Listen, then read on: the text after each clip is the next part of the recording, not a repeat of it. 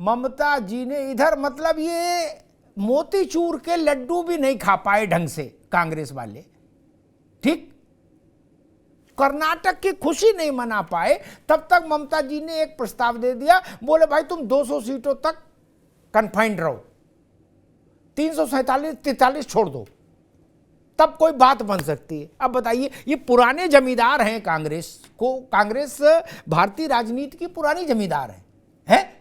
अब उससे आप कह रहे हो कि आप जनता फ्लैट में आ जाओ, हवेली छोड़ के। हवेली पुरानी सही, लेकिन हवेली छोड़ के जनता फ्लैट में कैसे रहेंगे?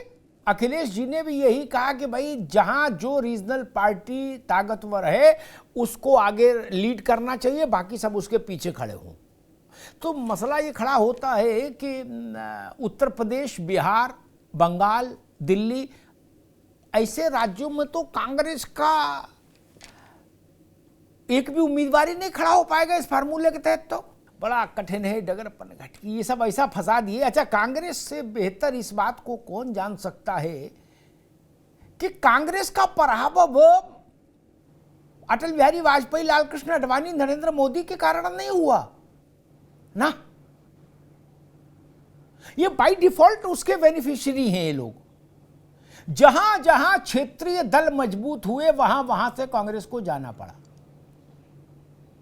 अब यही क्षेत्रीय दल में प्रस्ताव लाए हैं कि 200 लड़ो, 343 छोड़ो। पहले एक बात और याद आ गई कि ये कर्नाटक की जीत के उल्लास का असर देखिए कि प्रमोद कृष्णम जी ने मांग कर डाली कि प्रियंका जी को सब लोग मिलकर प्रधानमंत्री पद का उम्मीदवार घोषित करो। लो कर लो बात। इधर अभी सीटों पर रार हो रही कि 200 दें कि 200 पे लड़े कि 400 पे लड़े हैं। अब उधर से एक नई मांग आ गई, बोले प्रियंका जी को लाओ। बताइए फिर खड़गे जी क्या करेंगे, राहुल जी क्या करेंगे? झमेले पे झमेला। खैर, अशोक पांडे जी, भाजपा के मन में तो लड्डू फूट रहा होगा कि अब आओ बाबू करो गुणागणित। या तो दिल्ली में आम आदमी पार्टी लड़े चुनाव, आप छोड़ दो, पंजाब में भी वही स्थिति होगी। तो क्या कांग्रेस केवल मध्य प्रदेश, राजस्थान, छत्तीसगढ़, कर्नाटक में लड़ेगी? अगर आप देखें, जब उत्तर प्रदेश में मुलायम सिंह यादव और मायावती जी का इमरजेंस नहीं हुआ था क्या, तो गाजीपुर से गाजियाबाद, बस्ती से बहराइच तक कांग्रेस थी और तो कोई कुछ था नहीं, ठीक। बिहार में जब लालू प्रसाद यादव और नीतीश कुमार का इमरजेंस नहीं था तो श्री किशन बाबू से लेके और वहां आखिरी छोर तक कांग्रेस ही कांग्रेस थी, ठीक। जब ममता जी नहीं थी, उनकी पार्टी नहीं थी, क्षेत्रीय दल नहीं था, तो आप और सीपीएम ही बांटते, आप और लेफ्ट पार्टी ही बांटते थे बंगाल की विरासत। 30 साल आपने शासन कर लिया, विधान बाबू से लेके और वहां तक, और फिर लेफ्ट वाले आ गए। लेकिन जब से ममता बनर्जी आई, आपका मामला गड़बड़ हो गया। नहीं, फिर लेफ्ट का भी गड़बड़ हो गया, वो भी नेशनल थे। फिर अब लड़ाई रह गई भाजपा और तृणमूल में। मुझे लगता है ये एक खतरनाक एस्पेक्ट है, इधर कुआं उधर खाई नहीं कांग्रेस के लिए। मैं पुरोहित जी के पास चलूं, उससे पहले एक बात कहूं, जो बात कांग्रेस ने कही उस पर एक टिप्पणी बड़ी महत्वपूर्ण है मेरे जहन में। टीएमसी हो, अखिलेश यादव की पार्टी हो, तेजस्वी की पार्टी हो, नीतीश बाबू की पार्टी हो, उनमें से किसी को ऐसी गलतफहमी नहीं कि हमको दिल्ली में सरकार बना लेंगे हम, ठीक। वो अपने राज्य में वर्चस्व चाहते हैं, उनकी पहली प्राथमिकता राज्य में मेरा वर्चस्व रहे, मैं कहूं वो हो, ठीक। कांग्रेस को तो 24 में सरकार की लड़ाई लड़नी होगी, इसलिए तो कांग्रेस के लिए संकट। इसीलिए मैंने कहा इधर कुआं उधर खाई। लालू यादव को, तेजस्वी को क्या समस्या है? कोई समस्या नहीं। अगर वो नहीं, अगर तेजस्वी यादव और नीतीश का कंबाइंड बिहार में सरकार में है तो वो मोर देन एनफ है। ममता जी बम्पर मेजॉरिटी के साथ दोबारा चीफ मिनिस्टर हैं, क्या फर्क पड़ रहा है उनकी सेहत पे? कोई नहीं। लेकिन कांग्रेस क्या करेगी, ये बड़ा सवाल है। पुरोहित जी, जो बात ममता जी कह रही है कि भाई हम लोगों के बिना कांग्रेस कुछ नहीं कर पाएगी, कांग्रेस कह रही है कि हमारे बिना क्षेत्रीय दल कुछ नहीं कर पाएंगे, ना बीजेपी से लड़ पाएंगे, ना सरकार बदल पाएंगे। ईडी सीबीआई की जिक्र किया पुरोहित जी ने। हर वक्त ईडी सीबीआई सबके लिए खराब नहीं होती। सिद्धरमैया जी से पूछो, ईडी सीबीआई फलती भी है? डीके शिव कुमार का पत्ता सिर्फ लोग कह रहे इसीलिए कट गया कि मामला चल रहा था ईडी सीबीआई का, नहीं तो वो शपथ लेते। खैर, स्वयं प्रकाश जी ने कहा कि कांग्रेस को अहंकार की भाषा छोड़ देनी चाहिए।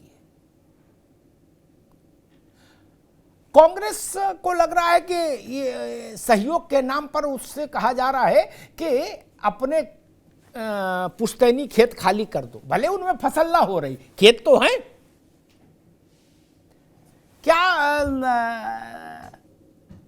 उत्तर प्रदेश में जहां जैसे अभी पुरोहित जी ने कहा, सुमैया राणा, कि विधानसभा का जो वोट है और जो सीट है उसके आधार पर लोकसभा की दावेदारी होगी, तो उत्तर प्रदेश में तो कुल 2% वोट मिला था फिर कांग्रेस को विधानसभा में।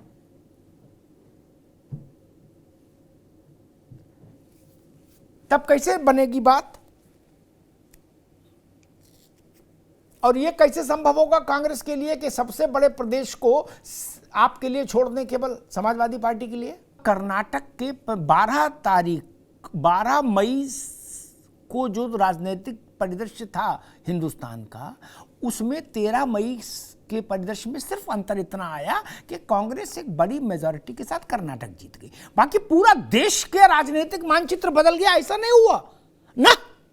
इसलिए एक मिनट आगे बात आ गया, अभी दोबारा नहीं, अभी नहीं, अब मैं अशोक पांडे के पास जाऊंगा। ऐसा भी पिक्चर पेंट नहीं करो। 12 पर्चे हैं मान लीजिए एक आपके पास, उसमें एक पर्चे में आपके 60 नंबर आ गए, तो 12 को मान लेंगे? नहीं ना, ये इतिहास का पर्चा दिया, कल भूगोल का होगा, परसों गणित का होगा, बहुत बड़ा अंतर नहीं। और दूसरी तो हमारी मजबूत है, ठीक। और दूसरी चीज मैं एक बता दूं, शायद पुरोहित जी ने कही थी अलायंस की बात, बीजेपी के आधी शिवसेना उनके साथ अलायंस में है, ठीक, उद्धव वाली छूटी, इधर वाली तो है ही। और मेरी सूचना ये कहती है, इसको भी नोट कर लीजिएगा, कि लोकसभा चुनाव में पंजाब में भाजपा अकाली दल साथ लड़ेंगे, लिख लीजिएगा, ठीक। अब बचे नीतीश बाबू, जितने नाम आपने गिनाए, नीतीश बाबू को लेके कभी कोई श्योर नहीं, नीतीश जी खुद ही श्योर नहीं रहते क्या, इसलिए भाजपा भी हमेशा 50-50 मान के चलती है ना। भाजपा वाले उनका नंबर ब्लॉक करते हैं कभी, ना वो भाजपा वालों का, रिश्ता बना रहता है। पांडे जी ठीक कहा ना भाई? आपको क्या ज्यादा, आपके हिसाब से ज्यादा भाजपा के लिए क्या मुफीद होता है, कांग्रेस अपने अकेले लड़े या कांग्रेस और क्षेत्रीय दल मिला के लड़े? पुरोहित जी, कांग्रेस का टोन और टेक्सचर ये बता रहा है कि उसका मानना है कि कर्नाटक से कांग्रेस के विजय अभियान की शुरुआत हो गई है, अब कांग्रेस ही कांग्रेस छाएगी।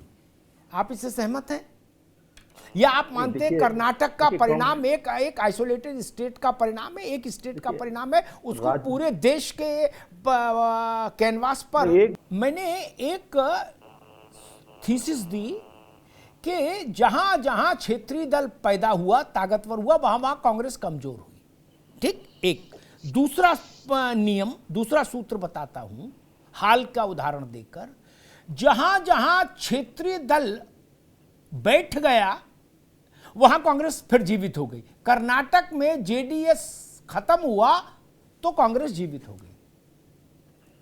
इसका अर्थ क्या हुआ, मॉरल ऑफ द स्टोरी, कि क्षेत्रीय दल और कांग्रेस की जन्मपत्री मैच नहीं करती, एक मरेगा तो दूसरा जिएगा, सरल भाषा में ये है। सुमैया राणा, आप सहमत हैं इस बात से, समाजवादी पार्टी?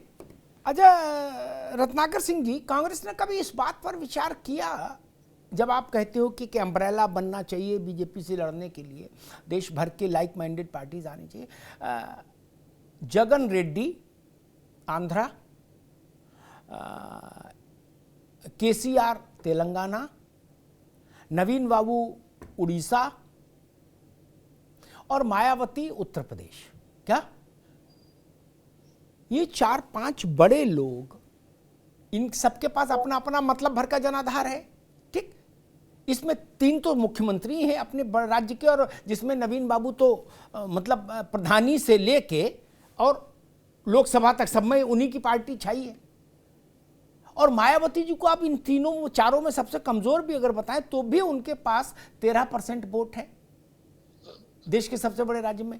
ये इन चारों दलों के साथ कोई रिश्ता, कोई बात, कोई संभावना ठीक है। अब रुक रहा हूं, मैं अशोक पांडे जी के पास चलूं। एक बात समझ आती है मुझे, कांग्रेस की स्थिति ये हो गई कर्नाटक चुनाव के बाद कि अभी शादी वाले आए, पांडे जी शादी वाले आए लड़के की, बोले लड़का क्या करता, बोले भाई इम्तिहान दिया है नौकरी का, ठीक।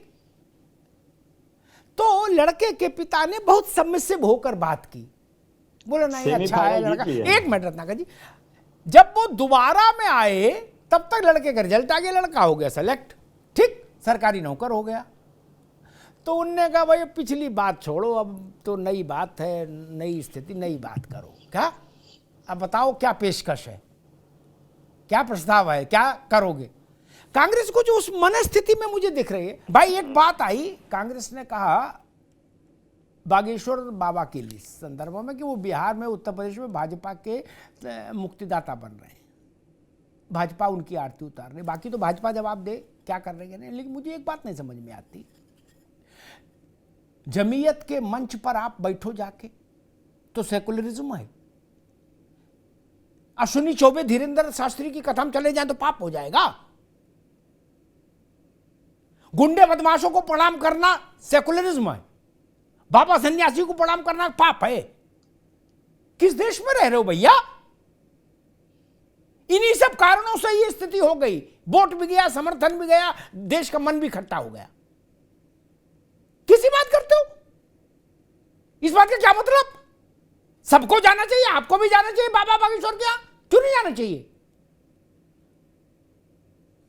अरे टिकट में जो गुंडा बदमाश आते हैं उनको नमस्ते करते हो ना सब लोग, अतिक को नमस्ते करते थे ना सब लोग, मुख्तार को करते हैं, बाबा बागेश्वर को नहीं करना। बोले क्यों? बोले लोकतंत्र खतरे में पड़ जाएगा। ऐसे लोकतंत्र को बकस में रख दो और ताला लगाओ उसमें। ये भारत है, क्यों नहीं जाएंगे भाई? एक फोटो में देख रहा था, तेजस्वी, रावड़ी जी, तेज प्रताप, ललन सिंह, नीतीश बाबू सब सफेद टोपी लगा के बैठे और वो अरदास दुआ कर रहे थे। अच्छी बात है। अगर वहां से लोकतंत्र खतरे में नहीं जाता तो पटना में बाबा बागेश्वर कथा कह देंगे तो लोकतंत्र खत्म चला जाएगा। गजब बात है भाई, इस देश को सीरिया बनाएंगे क्या? कांग्रेस की इसीलिए स्थिति पैदा हो जाती है, उसको देश के मन की ही समझ नहीं। मैंने कल भी कहा था, कांग्रेस के जिस नेता को ऐसा भ्रम हो कि हम बहुत पॉपुलर हैं, देश हमारे इशारों पर चलना चाहता, सड़क पर निकले, एक और बाबा बागेश्वर निकले, देखिए बिना लाए, बिना पैसा बांटे, खाने का पैकेट बांटे, बस लगाए। अगर 10 लाख आदमी बाबा को देखने आ जाए और इधर नेता को देखने लाख आदमी भी नहीं आए इतने संसाधन के बाद, तो फिर हम क्या माने? क्या मानेंगे?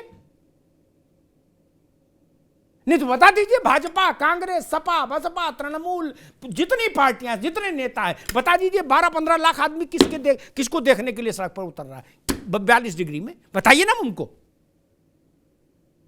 अशोक पांडे जी गलत तो नहीं कह रहा, लाख आदमी इकट्ठा करने में संगठन की चूल्हे हिल जाती हैं, चूल्हे। बिल्कुल बिल्कुल। 5 करोड़ रुपया खर्च होता है, तब लाख आदमी जुटता है। आप लोग खारिज कर देते। चोर उचक्कों के यहां नमस्ते करने जा सकते हैं। फुरफुरा शरीफ में सब गए थे कि नहीं गए थे? चुनाव था रत्नाकर बाबू, फुरफुरा शरीफ में क्या था? वो हाई कोर्ट से सुप्रीम कोर्ट था? नहीं ना, गए थे ना। वहां जाओ तो सेकुलरिज्म। अब बाबा बागेश्वर का सब बंद करा दो, बोले ना ये हनुमान जी की कथा नहीं कह सकते देश में। क्यों भाई? यहां नहीं कहेंगे तो क्या पाकिस्तान में कहेंगे? देश सुनना चाहता तो आपको क्या तकलीफ है मेरे भाई? कोई भाजपा कहने से आदमी वहां जा रहा है? नहीं। आपके रोके रुक रहा है? नहीं। फिर क्या समस्या है? अभी मान लीजिए सारे क्षेत्रीय दल कांग्रेस समेत एक लेटर जारी करें देश के नाम, रत्नाकर जी बड़ी ईमानदारी से बात करो कि हम लोग चाहते हैं कि देश सुपर डुपर किस्म का सेकुलर हो जाए और बागेश्वर बाबा को सुनने कोई नहीं जाए। चिट्ठी जारी करके देख लीजिए देश मानता है कि नहीं।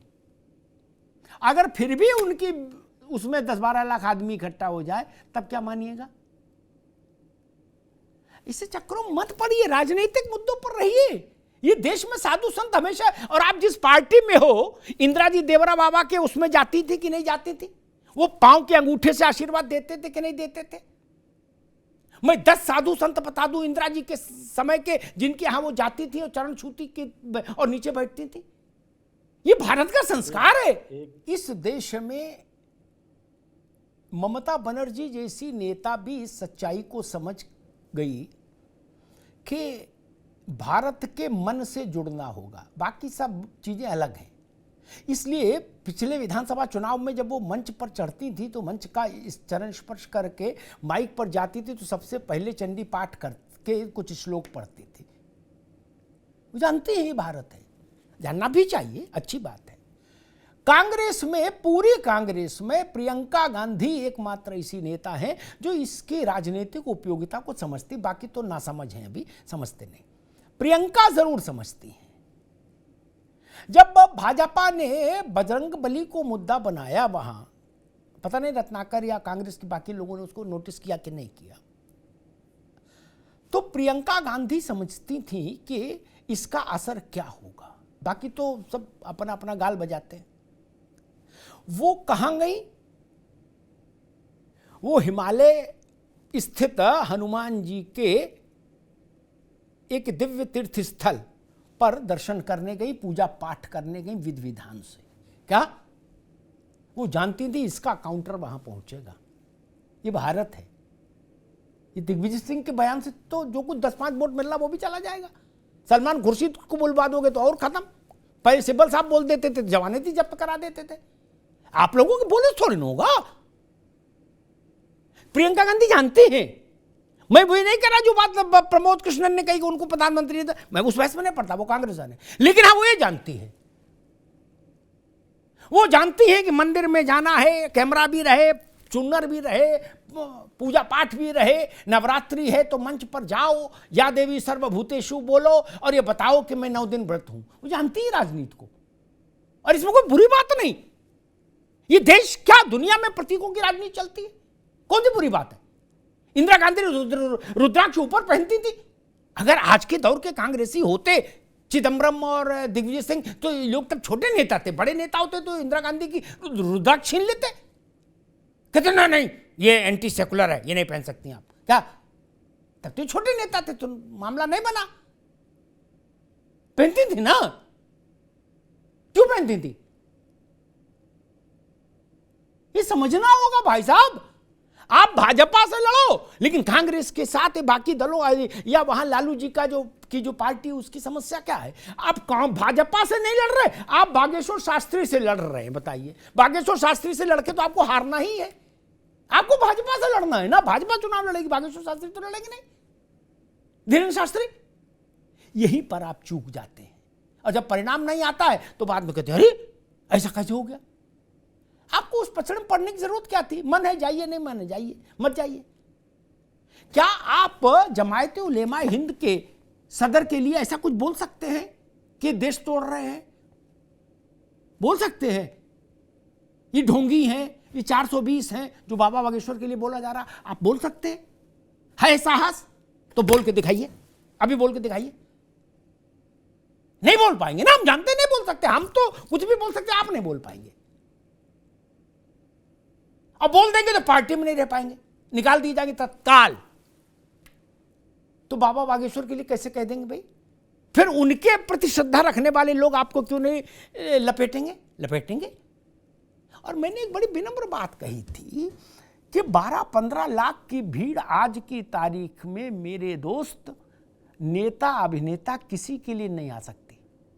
ये तो मानो राहुल जी, प्रियंका जी, सोनिया जी, मद और खड़गे जी, चारों लोग एक साथ रोड शो में निकल जाएं तो भी ऐसा दृश्य नहीं होगा कि 42 डिग्री 43 डिग्री में 12-15 लाख आदमी आ जाए, नहीं आएगा ना। तो कुछ तो है ना, वहां क्यों लड़ रहे हैं? अगर मुझे आनंद मिलता है उनकी कथा सुनकर, तो कांग्रेस कौन होती है मुझे डिक्टेट करने वाली कि संत को क्या करना चाहिए और नहीं करना चाहिए? कांग्रेस ये बताए कि राजनीतिक दलों को क्या करना चाहिए, बात समझ में आती है। आपकी उनसे प्रतिस्पर्धा है। आप संतों को भी बताएंगे कि तुमको क्या करना चाहिए, क्या नहीं करना चाहिए? तब तो आप कहोगे कि विनोबा जी ने कहा था इमरजेंसी को अनुशासन पर, इसलिए विनोबा जी संत ठीक है। चंद्रशेखरेंद्र सरस्वती ने आलोचना की थी इमरजेंसी की, तो बोले ये खारिज, ये वर्किंग कमेटी ने इनको संत नहीं माना, वर्किंग कमेटी का विनोबा जी रहेंगे संत। ऐसा करेंगे क्या? नहीं ना मेरे दोस्त, ये आपका डोमेन नहीं है, ये भारत के मन का डोमेन है। आप क्यों लड़ते हैं इसमें? ये ईवीएम का विषय थोड़ी ना है। पटना में उनके पोस्टर्स पर काली पोत दी गई, कौन लोग हैं ये तरीका ठीक नहीं। नहीं, अरे पोप राजीव जी के समय में जब पोप आए थे भारत, तब इस देश ने उनका सम्मान किया था कि नहीं किया था? वो किस कारण से आए थे वो उस विषय में मैं नहीं जानना चाहता, लेकिन आए थे ना। लेकिन यह भी ठीक नहीं कि आप किसी हिंदू धर्माचार्य को निशाने पर लें। जनता है, जनता को तय करने दीजिए किसकी कथा सुनेगी, किसका भागवत सुनेगी। कुंभ का दृश्य भारत में आता है रत्नाकर भाई, 25 करोड़ लोग बिना किसी इनविटेशन के क्या स्नान कर गए। 25 करोड़ लोग, दुनिया के अधिकांश मुल्कों की इतनी आबादी नहीं। इस देश के मन को वहां से समझना होगा ना। कुंभ के खिलाफ खड़े हो जाएंगे तो कहां जाएंगे? जनता के मन से के साथ चलेंगे तो राजनीतिक दल तरक्की करेंगे। जनता के मन के खिलाफ चले, मैंने 2 उदाहरण दिए, प्रियंका जी का दिया और ममता जी का दिया। ममता जी जान गई कि माहौल क्या है, तो उन्होंने कहा चंडी पाठ। प्रियंका जी जानती हैं माहौल क्या है, इसलिए वो जानती है ना। आप लोग भी उनसे सीखिए। लोकसभा में क्या होगा, नहीं होगा, कैसे अलायंस होगा, वो राजनीतिक विषय है। उस पर आक्षेप और आरोप प्रत्यारोप हो अच्छा लगता है। धार्मिक विषयों पर राजनीतिक पार्टियों को और खासतौर पर धार्मिक व्यक्तियों के बारे में कोई ऐसी राय जो उनके अनुयायियों को आहत करे, उसको व्यक्त करने से राजनीतिक लोगों को परहेज करना चाहिए। लाखों लाख लोग, करोड़ों लोग जिसमें आस्था रखें, उसके प्रति ऐसी भाषा क्यों बोली जाए? और क्या हम इतने स्पष्टवादी बहादुर हैं कि बाकी के लिए भी ऐसा बोल पाए? नहीं। हम जाकिर नायक के लिए नहीं बोल पा रहे, नहीं, तब किसके लिए बोलेंगे? इसलिए मेरा निवेदन है, भारत के धार्मिक प्रतीकों को बख्शिए, राजनीतिक प्रतीकों पर युद्ध कीजिए। धन्यवाद।